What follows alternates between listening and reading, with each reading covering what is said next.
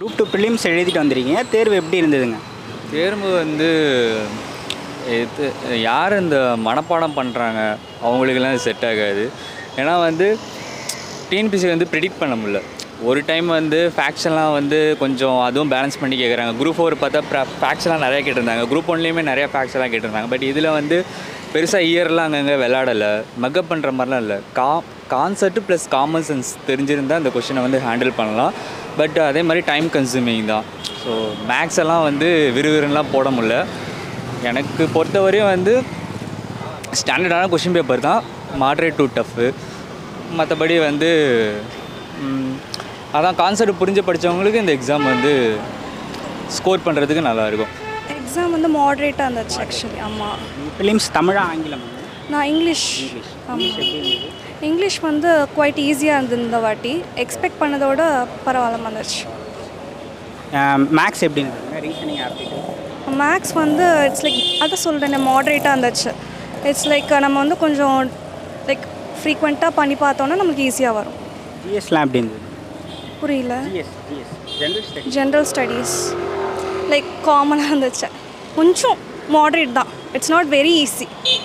Time manage பண்ண முடியுமா 3 மணி நேரத்தில்? முடிஞ்சது. It was possible. தேங்க்யூ. வாட்டியோட இந்த வாட்டி ஈஸின்னு நினைக்கிறீங்களா? நீங்கள் 2 எழுதிருக்கீங்க. ஈஸிலாம் வந்து இந்த கொஷின் பேப்பர்லாம் சொல்ல முடியாது. ஒவ்வொரு எக்ஸ்பீரியன்ஸ்லேருந்து ஒவ்வொருத்தவங்க லேர்ன் பண்ணிவிட்டு இம்ப்ரூவ் பண்ணிவிட்டு அடிஷ்னல் எஃபோர்ட் போட்டுகிட்டே இருப்பாங்கள்ல, அவங்களுக்கு இந்த கொஷின் பேப்பரை வந்து ஃபேஸ் பண்ணுறதுக்கு வந்து, ஏன்னா கட் ஆஃப் வந்து 120 170 அதெல்லாம் எனக்கு சொல்ல தெரியாது. பட் ஒரு 140க்கு மேலே வந்து அந்த இம்ப்ரூவ் பண்ணுறாங்களே, எக்ஸ்பீரியன்ஸ்லேருந்து இம்ப்ரூவ் பண்ணுறாங்கல்ல, கரெக்டாக ப்ரிடிக்ட் பண்ணுறாங்கல்ல, அவங்களுக்கு வந்து இது வந்து அந்த ஸ்மூத்தாக இருக்கும், அவங்களுக்கு ஏற்ற மாதிரி இருக்கும்.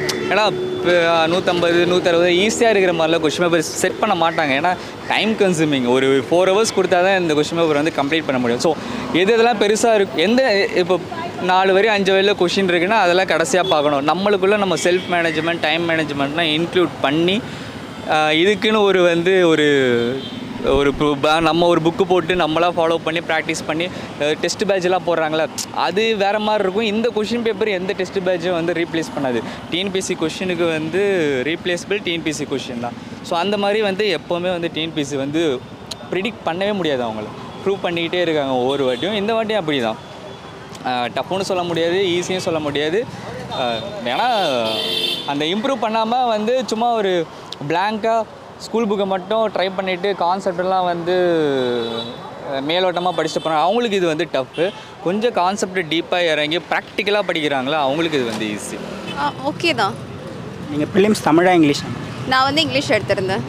இங்கிலீஷ் எப்படி இருந்தது கொஷின்ஸ்லாம்? இங்கிலீஷ் கொஷின்ஸ் வந்து அண்டர்ஸ்டாண்ட் பண்ணுற மாதிரி தான் இருந்துச்சு. இவங்க ரொம்ப வந்து கொஞ்சம் எலாபரேட்டாக டெப்த்தாக வந்து லைக் ஒரு கரண்ட் அஃபேர்ஸ் பேஸ்டாக கொஞ்சம் கொஷின்ஸ் கேட்ட மாதிரி இருந்துச்சு. லாஸ்ட் டைம் விட இப்போ இந்த வாட்டி சிலபஸ் மாற்றிருக்காங்க இல்லையா? போன வாட்டி இருந்ததை விட அது எப்படி நம்ம மேனேஜ் பண்ணுற மாதிரி இருந்ததா? மேனேஜ் பண்ணுற மாதிரி தான் இருக்குது. ரொம்ப அவ்வளோ கஷ்டம் ரொம்ப அப்படி இல்லை. பட் ஆனால் டைம் கன்ஸ்ட்ரெயின் கொஞ்சம் இருக்குது. நம்ம ப்ராக்டிஸ் பண்ணி தான் மேபி பெஸ்ட்டாக பண்ணலாம். நிறைய ஸ்டேட்மெண்ட் கொஷின்ஸ் அந்த மாதிரி இருந்ததுங்களா மேடம்? ரீசன்ட் அசஸ்மெண்ட் கொஸ்டின் வந்து ரொம்ப முன்னோட கம்பேர் பண்ணும்போது குரூப் 4ல் கேட்டதை விட கம்மியாக தான் கேட்டிருந்தாங்க. மோஸ்ட்லி இங்கிலீஷ் பொறுத்திருக்க பேராகிராஃப் மாதிரி கொடுத்துட்டு அதுலேருந்து கொஷின்ஸ் ஃப்ரேமிங் அந்த மாதிரி தான் கேட்டிருந்தாங்க. மேக்ஸில் ரீசனிங் அதுக்கப்புறமா ஆப்டிடியூட் அதெல்லாம் எப்படி? மேக்ஸ் ஓகே தான். மேக்ஸில் ஒரு பிரச்சனையும் இல்லை. ஜிஎஸ்ங்க? ஜிஎஸ் கொஞ்சம் கஷ்டம் தான். டைம் ரொம்ப எழுதிருச்சு. ஸோ அதனால் கஷ்டமாக இருந்தது. 3 மணி நேரம் போதுமானதாக இருந்தது? 3 மணி நேரம் கரெக்டாக தான் இருக்கும். அது மோஸ்ட்லி நிறைய ப்ராக்டிஸ் பண்ணாங்கன்னா டைம் மேனேஜ்மெண்ட் பண்ணால் ஈஸியாக முடிச்சிடலாம். ஸோ அது நம்ம டைம் பேஸ் பண்ணி தான் இருக்குது எல்லாமே. Okay, thank you. நீங்கள் தமிழா இங்கிலீஷா? நான் இங்கிலீஷ் பண்ணேன். இங்கிலீஷ் எப்படி இருந்தது? இங்கிலீஷ் நான் ப்ரிப்பேர் பண்ண அளவுக்கு இருந்துச்சு. போன வாட்டியோட இந்த வாட்டி இதுவாக இருந்துச்சு? இல்லை, நான் லாஸ்ட் டைம் எழுதலை. மேக்ஸ் எப்படி இருந்தது? ரீசனிங் ஆப்டிடியூட் எனக்கு கொஞ்சம் டஃப்பாக இருந்துச்சு. டஃப்பாக இருந்துச்சு. ஜிஎஸ்லாம் எப்படி இருந்தது? அது ஜென்ரலாக எப்பவும் போல் எவ்ரி இயர் வர மாதிரி தான் இருந்துச்சு. டைம் மேனேஜ் பண்ண முடியுதா? ஒரு சில கொஷின்ஸ் ஈஸியாக இருந்துச்சு. மோஸ்ட்லி இங்கிலீஷ்லாம் நல்லா பண்ணேன். அப்புறம் ஆப்டிடியூட் வந்து கொஞ்சம் மாடரேட்டாக இருந்துச்சு. மற்ற ஜென்ரல் ஸ்டடீஸ் எல்லாமே ஈஸியாக தான் இருந்துச்சு. இப்போ ஆப்டிடியூடு மாடரேட்னா எப்படி சொல்கிறீங்க? ஆப்டிடியூட் கஷ்டமாக இருந்தால் இல்லை ரீசனிங் கஷ்டமாக இருந்தது? ரீசனிங் கொஞ்சம் ஈஸியாக இருந்துச்சு. மேக்ஸ் சைடு வந்து கொஞ்சம் கஷ்டமாக இருந்துச்சு. ஓகே. கொஷின்ஸ்லாம் ஸ்டேட்மெண்ட் கொஷின்ஸ் மாதிரி நிறைய பெரிய கொஷினாக இருந்து அந்த மாதிரி நம்ம நிறைய படித்து பார்த்து எழுதுகிற மாதிரி இருந்துச்சு. நிறைய கொஷின்ஸ் படித்து பார்த்து எழுதுகிற மாதிரி தான் இருந்துச்சு. கொஞ்சம் பெரிய பேராகிராஃப்ஸ் தான் இருந்துச்சு. நீங்கள் ஆல்ரெடி எக்ஸாம் எழுதுறீங்களா? இதை ஃபஸ்ட் டைம்? இல்லை, இதான் என்னோடய ஃபஸ்ட் டைம். போன வாட்டியோட சிலபஸ் சேஞ்ச் பண்ணியிருக்காங்க இல்லையா? இங்கிலீஷ் பொறுத்த வரைக்கும் நிறைய ஆட் பண்ணியிருக்காங்க. அதெல்லாம் எப்படி இருந்துச்சுங்க? இல்லை பெருசாக ஒன்றும் இல்லை, எல்லாம் ஈஸியாக தான் இருந்துச்சு. சிலபஸில் இருக்கிறதெல்லாம் வந்துச்சுங்களா? வந்துச்சு. இங்கிலீஷில் எல்லாம் வந்துருந்துச்சு. மேக்ஸில் வந்து 2 பார்ட் இருக்கு இல்லையா? Aptitude, reasoning. எது டஃப்பாக இருந்ததுன்னு நினைக்கிறீங்க? ரீசனிங் கண்டிப்பாக ஈஸியாக தான் இருக்கும். மீதி கேட்ட ஒரு 15க்கு மேலே கொஷின் வந்து மென்டல் எபிலிட்டியில் கேட்டாங்க. ரீசனிங்கில் மேக்ஸிமம் வந்து 1-2 தான் வந்து டஃப்பாக இருந்துச்சு. மீதி எல்லாமே ரீசனிங் வந்து ஈஸியாக இருந்துச்சு. ஜிஎஸ்லங்க 6 யூனிட் இருக்குல்ல, அது எப்படி இருந்தது? ஜிஎஸில் வந்து இந்த திருக்குறள்லாம் வந்து பெருசாக நம்ம படிச்சிருப்போம். ஆனால் கேட்டதில் ரொம்ப சிம்பிளிஃபைடாக இருந்துச்சு. பட் திருக்குறளுக்கு பேக்ரவுண்ட், திருக்குறள் மட்டும் நம்ம படிச்சுட்ருப்போம். பட் அந்த திருவள்ளுவர் வந்து பற்றி என்ன சொன்னாங்க, திருக்குறள் பற்றி பொதுவான கருத்துக்கள் அதெல்லாம் கேட்டிருந்தாங்க. இன்னொரு ட்விஸ்ட் என்னென்னா, நம்ம இந்த வேற்றுமணி, உருவமணி அதெல்லாம் குரூப் 4ல் தமிழ் அவங்க ஜென்ரல் தமிழ் படிப்பாங்க. பட் அது யூனிட் 8ல் வந்து அந்த ஒரு கொஷின் வந்து ஒரு குறளை கொடுத்துட்டு இது வந்து என்ன அணி அப்படின்னு கேட்டிருந்தாங்க. பட் அதெல்லாம் வந்து இந்த டிகிரி ஸ்டாண்டர்ட் எக்ஸாமில் வந்து யாரும் எக்ஸ்பெக்ட் பண்ணியிருக்க மாட்டாங்க. அந்த மாதிரி கொஷின் ஒன்று இருந்துச்சு. மீதி எல்லாமே வந்து கான்செப்ட் தான். நீதி கட்சி ஜஸ்டிஸ் பார்ட்டி கொஷின்லாம் கொஞ்சம் ட்விஸ்ட் பண்ணி அதுக்கும் நேஷ்னல் காங்கிரஸை ரிலேட் பண்ணுற மாதிரி கொஷின்லாம் கேட்டிருந்தாங்க. அதான் ஒரு காமன் சென்ஸோடு அந்த கொஷின் ஆரம்பத்துலேருந்து ஸ்டார்ட் டு எண்டு வந்து அப்ரோச் பண்ணால் ஃப்ளோ கரெக்டாக இருக்கும், டைம் மேனேஜ்மெண்ட் கரெக்டாக இருக்கும். ரொம்ப வந்து டீப்பாக எல்லா இடத்துலையும் திங்க் பண்ணுற மாதிரி தான் இருந்துச்சு. நம்ம லிமிட் பண்ணி கரெக்டாக ஓகே இந்த கொஷினுக்கு இவ்வளோ தான் திங்க் பண்ணணும் அப்படின்னு ஒரு ப்ரிடிக்ஷனோட நம்ம ஃப்ரம் அந்த 3 ஹவர்ஸை வந்து ஹேண்டில் பண்ணால் ஒரு 140+ கொஷின்ஸ் வந்து நம்ம போட ட்ரை பண்ணலாம். பாலிட்டி, ஹிஸ்ட்ரி, ஐஎன்எம் அதெல்லாம் எப்படி இருந்தது? ஐஎன்எம்மில் வந்து லீடர்ஸ் பற்றி பெருசாலாம் வந்து கேட்கலாம் இல்லை, சும்மா ஜென்ரல் கான்செப்ட் தான். பாலிட்டியில் வந்து பெருசாக ஆர்டிக்கல்லாம் பெருசாக ப்ளே பண்ணவே இல்லை. ஒரு இடத்துல ஆர்டிக்கல் வந்துச்சு, இந்த ஜிஎஸ்டி ஆர்டிக்கல். மேக்ஸில் போனீங்கன்னா 4 ஆர்டிக்கல் வந்துச்சு. ஒரு ஆர்டிக்கல் சூஸ் பண்ணாலே வந்து போடுற மாதிரி இருந்துச்சு. அண்ட் ஆக்ட் வந்து இருந்துச்சு. அப்புறம் நேஷ்னல் கமிஷன்ஸ் பற்றி கேள்விகள் வந்துச்சு. அப்புறம் பிரசிடெண்ட்டோட இது எது சரியான கூற்று அப்படின்னு கேட்டிருந்தாங்க. பேசிக்காக ஒரு பாலிட்டியில் இருக்க சிலபஸை வந்து நம்ம ஒரு பேசிக்காக கான்செப்டோட படிச்சிருந்தோம் அப்படின்னா ரொம்ப காம்ப்ளிகேட்டடாக வந்துலாம் கேட்கலாம் இல்லை. ஒரு பேசிக்கான ஒரு previous year question plus school புக்கெல்லாம் டீப்பாக படிக்காமல் ஓவரால் ஒரு கான்செப்ட்னா யூனியன் எக்ஸிக்யூட்டிவ் இந்த மாதிரி கான்செப்ட்னா இந்த மாதிரி கான்செப்ட் இருக்குது அந்த மாதிரி ஒரு பேசிக்காக டீப்பாக படிச்சிருந்தோம் அப்படின்னா, அதாவது மக்கப் பண்ணாமல் புரிதலோடு படிச்சிருந்தோம் அப்படின்னா ஆப்ஷன் எலிமினேட் பண்ணுறதுக்கு ஈஸியாக இருந்துச்சு. உங்களோட எத்தனாவது முயற்சிங்க இது? வந்து எனக்கு வந்து 4வது குரூப் 2 அட்டெம்ப்ட் நினைக்கிறேன். இப்போ நீங்கள் என்ன லாங்குவேஜ் சூஸ் பண்ணி எழுதுனீங்க? ஃபஸ்ட் டைம் சூஸ் பண்ணும்போது ஜென்ரல் தமிழ் சூஸ் பண்ணேன். அது நம்மளுக்கு முடியல. அதுக்கப்புறம் வந்து இங்கிலீஷ் வந்து போன வாட்டி சூஸ் பண்ணேன். இப்போ அடாப்ட் பண்ண இங்கிலீஷ்க்கும் ஜென்ரல் இங்கிலீஷ் தான் சூஸ் பண்ணேன்.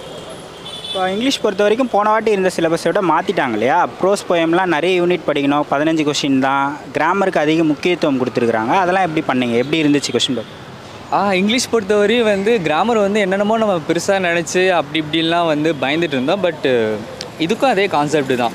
லிட்ரரி ஒர்க்கெலாம் வந்து இந்த எபோட் தி ஆத்தரு போயத்தை வந்து ஒரு வாட்டி 2 வாட்டி ரீட் விட்டா, ஒரு ப்ரோஸை அந்த மாதிரி ரீட் விட்டா, அந்த ப்ரோஸில் வந்து என்னென்னா அந்த ஃபில்லிங் த பிளாங்க்ஸை வந்து ஃபில் பண்ணுற மாதிரிலாம் கேட்டிருந்தாங்க. ஸோ கரெக்டாக அந்த தெரியாத வார்த்தைலாம் இருக்கும்ல, ரொம்ப புரியாத வெக்காபுலரிஸ்லாம் இருக்குல்ல, அதெல்லாம் ரொம்ப கம்மியாக தான், ஒரு 1ஓ 2ஓ எங்கேயோ ப்ளேஸ் பண்ணுற மாதிரி தான் கிடைச்சு. ஒரு நார்மல் நமக்கு லாங்குவேஜை வச்சு ஒரு சென்டென்ஸ் ஃப்ரேம் பண்ணுற மாதிரி, அண்டர்ஸ்டாண்டிங் பண்ணுற மாதிரி கொஷின்ஸ்லாம் வந்து நிறையா இருந்துச்சு. ஸோ ஒரு வாட்டி 2 வாட்டி ப்ரோஸை வந்து ரீட் பண்ணியிருக்கோம், போயம் வந்து ரீட் பண்ணியிருக்கோம் அப்படின்னா அந்த லிட்டரரி பார்ட்டில் ஒரு 10 to 50 கொஷின்குள்ளே இருக்கும். அதை வந்து மேனேஜ் பண்ண மாதிரி போட்டிருக்கலாம். கரண்ட் அஃபேர்ஸ் என்ன ரோல் ப்ளே பண்ணுச்சுன்னு நினைக்கிறேன்? கரண்ட் அஃபேர்ஸா? எனக்கு தெரிஞ்சு கரண்ட் அஃபேர்ஸ் வந்து இந்த உமன்ஸ் ரிசர்வேஷன் அது ஒன்று வந்துச்சு. அப்புறம் வந்து சம்திங் ஏதோ ஒரு 1லேருந்து 5 கொஷின் வந்து ஒரு டஃப்பான கரண்ட் அஃபேர்ஸ் அப்படின்னா 1 to 5 கொஷின்ஸ் பார்த்துருக்கலாம். மற்றபடி வந்து ஃபுல் அண்ட் ஃபுல், ஏன்னா 75 GS தானே, அதில் ஃபுல்லாக கரண்ட் அஃபேர்ஸ் ப்ளே ஆகாது. ஸோ மேக்ஸிமம் வந்து old concept, old previous question அப்படியே வந்து இவங்க மாடுலேஷனை மாற்றி சுற்றி ஒரு 50 to 75% அந்த ஏரியாக்குள்ளே தான் வந்து கவர் ஆனிச்சு. 25% வந்து புதுசாக, அது எப்போவுமே வந்து கொஷின் பேப்பர் டஃப் பண்ணணும் அப்படின்றத ஒரு பார்ட்டுக்காக ஒரு மீதி இருக்கிற 25% வைப்பாங்க, அவ்வளோதான். இதோ ஈஸியாக தான் இருந்துச்சு. ப்ரிலிம்ஸ் தமிழா ஆங்கிலமா? இந்த இங்கிலீஷ் எப்படி இருந்தது?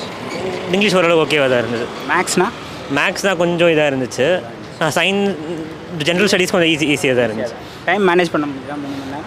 2.5 ஹவர்ஸ்லேயே ரொம்ப ஈஸியாக தான் இருந்துச்சு. கட் ஆஃப் எவ்வளோ வரும்னு எதிர்பார்க்குறீங்க? அதை பற்றி ஐடியா இல்லை.